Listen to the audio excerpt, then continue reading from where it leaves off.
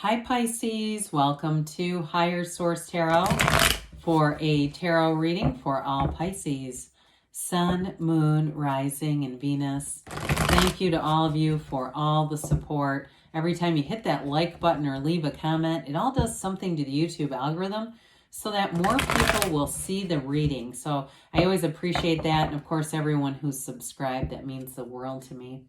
And if you are new here, welcome. I post new readings on Friday, then again on Monday. So if a reading doesn't resonate, come back in a couple of days. Fridays are always a general reading. Mondays are something different every week. So it could be a more detailed Celtic cross or a love reading or even a law of attraction tarot card reading. So if you like tarot and you like the channel, I'd love to invite you to subscribe to Higher Source Tarot. All right, what advice do you have for Pisces? Sun, Moon, Rising, and Venus. What does Pisces need to know, please, for the best and highest good of all concerned with Pisces? Messages for Pisces, please. All right. So we'll start here with the tarot, and then we'll have the angel answers. You've got the Four of Swords, the Five of Cups, the Knight of Pentacles, the Fool, the Empress, the Ace of Cups, the Ace of Pentacles, and the Eight of Pentacles. Well, you know what? I feel like they're telling you whatever has happened there, you don't need to worry about it, okay? Good news is on the way, but you've got two aces here. Brand new beginnings. It's taking that leap of faith. Beautiful reading. I mean, when we start to look at this, I cannot say enough. I mean, this is such a beautiful reading.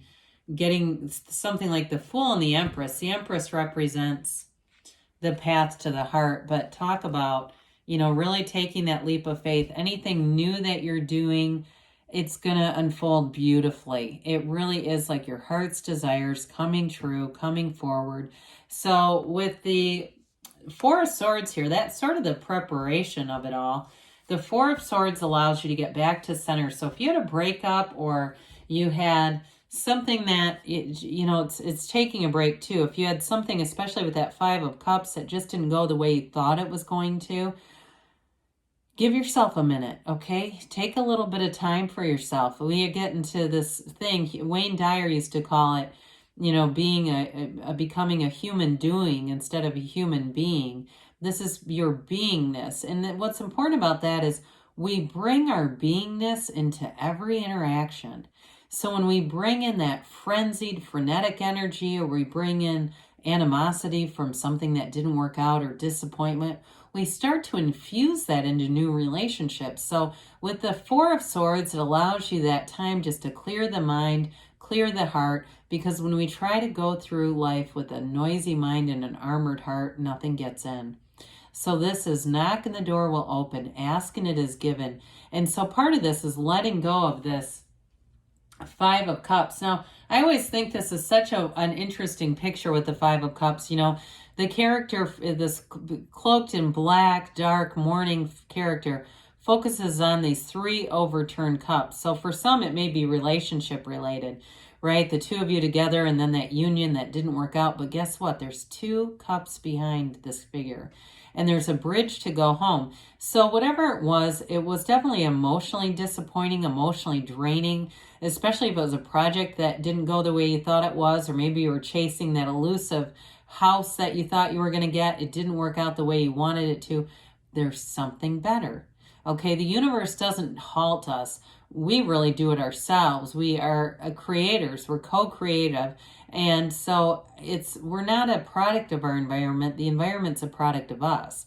And so for some of you, this Five is huge change.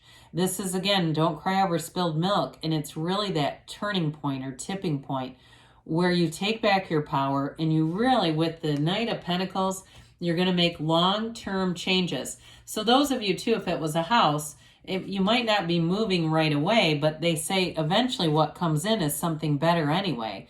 This is getting it right the first time. The pages come, or excuse me, did I say page? I meant knight. The knights come in to get things done. Knights are of service. And so with the Knight of Pentacles, It's a long-term stability with money. So a new job, if it was a job that didn't work out, you've got a new offer with the Ace of Pentacles. And with that Eight of Pentacles, money keeps coming in. And so there's no shortage here. The Knight of Pentacles also helps you devise long-term plans. So it also too can be making some long-term financial adjustments or decisions that are really going to bring in stability over the, over the next coming even years. And so with the Fool energy, it's time to jump in. It's time to take that leap of faith. So you allow the Knight to do the job of planning, but with the Fool, you release all the resistance. The Fool has no judgment. The Fool is fearless energy. So you're not hanging on to old ideas, pains, regrets, what the past was or could have been. You're really letting go of hope for a better past, and you move forward with this. And with this too, it is an energy in a new relationship for somebody here, especially with the Ace of Cups and Empress. They're going to be all in. Whoever this is, I feel like they don't have any hang-ups. They know who they are, and they know what they're looking for. And so somebody here is manifesting you, Pisces. And I do feel like they don't care about your past. So if you had something disappointing with the Five of Cups, and it was even something that you thought you could have done better at, or there was a difficult situation you weren't exactly proud of, with this, it doesn't matter. It really is taking that leap of faith, having a brand new beginning, a fresh, new, clean slate. You stand in the field of pure potentiality, so you can have, do, or be anything with the Fool energy. And it brings in a new sense of adventure and freedom. There's a limitlessness with this. So with the Empress here, I mentioned she is the path to the heart. She's also fertility, the mother of the tarot. So if there's been, again, something that needs healing with that Five of Cups, the Empress will help out a lot with that, especially if it's a relationship with any kind of females in your life, a mother or a boss or a cousin or a neighbor, doesn't matter. But with the Empress, she also has that very carefree energy. It's an energy where you're going to be emanating love. People are going to be telling you and confiding in you things that just seem like, I don't even know this person, and they just feel like they can talk to you about anything because it's love. They feel this love and this non-judgmental energy. Relationships, too, that begin in this are going to move fast. So be aware of that, because she is also fertile. She's perpetually pregnant. So this can also be an energy indicating an unexpected baby, but it is the love, though. I mean, in terms of fertility, it's wanting a child and loving the child. And so even if it's unplanned and unexpected, I do feel like overall it works out in the best, but just be aware of that. But she is the multiplier of forms and ideas. So it's also an energy where you're so creative. You have great ideas. And so there's money to be had here. So if it's a new job that you start at, I feel like they're going to love you. You're going to have, and even if it's a job you've been at, it's like it's been on life support. It's like there's this big breath of fresh air. If it's new marketing or something new that really changes up the dynamic and just brings in an exciting energy. Well, the Ace of Cups delivers a love that's unconditional, especially with the Fool, that we've got this unconditional kind of loving energy. And part of that too is that you're not so tied to conditions. And when you have that going for you, you're free. You're not so tied up into, what I thought was going to happen or what I thought they should have done. You're just kind of in flow here. But I do feel like you meet a match for sure. And like I said, if it's something you're already in, there's this rekindling and reconnection, because there's absolute real love here. And love never dies. It's energy. It's not created or destroyed. We just get in and out of alignment. But this is definitely being in alignment with love. And so with the Ace of Pentacles here, I love the Ace of Cups and Ace of Pentacles together, probably two of my favorites. And to be right next to each other, they're telling you it's a new chapter in love or money, but it opens up wide. It opens up new doors for you. And with this Ace of Pentacles, it feels like luck, but it's really being in alignment. And so it's long lasting though. So anybody that you meet in this energy too, it's like long lasting, lifelong friendships are made here. And it'll be a time to remember. It'll be a time that really moves you. So with this, especially coupled with that Ace of Cups, there's an abundance here. It's really solid. And two, for some of you, New jobs bring in more money, or again, if it's something where you've revived something, so it was like a job, but it was just getting really rote, really mechanical. I do feel like any new creative ideas are going to bring in more money, and it's definitely going to be noticed. So with the Eight of Pentacles, eights are about vibration, and they're about rhythm. You are in sync with this. So Pentacles are also about the physical body too, manifesting in the physical body. So you have with the Knight and the Ace, long-term changes, and especially with this 8, this is building up a future.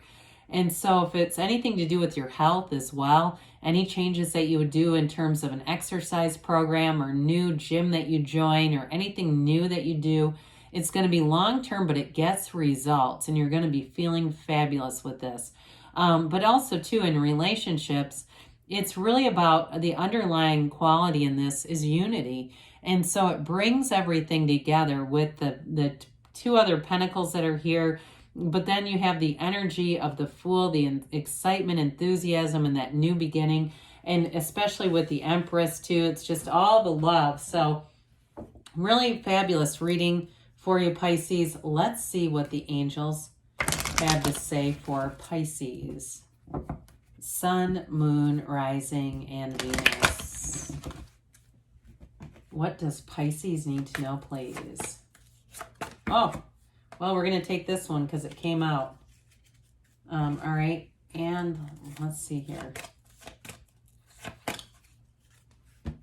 All right, we've got here forgiveness. So with this, whatever it was that ended or was time to change, we just move forward. We don't hang on to it and keep bringing it forward. You've got big happy changes. So again, if you're single, I don't see that happening for long. You definitely get yourself out there because there's somebody here that, like I said, they're manifesting you. You have here trust. Trust that the universe always hears you, but it feels your heart. Your heart will whisper the truth. And with this one that came out, it was in the near future. And we've got a yes. So good, beautiful things are on the way for you, Pisces. I love you, and I'll be back again soon.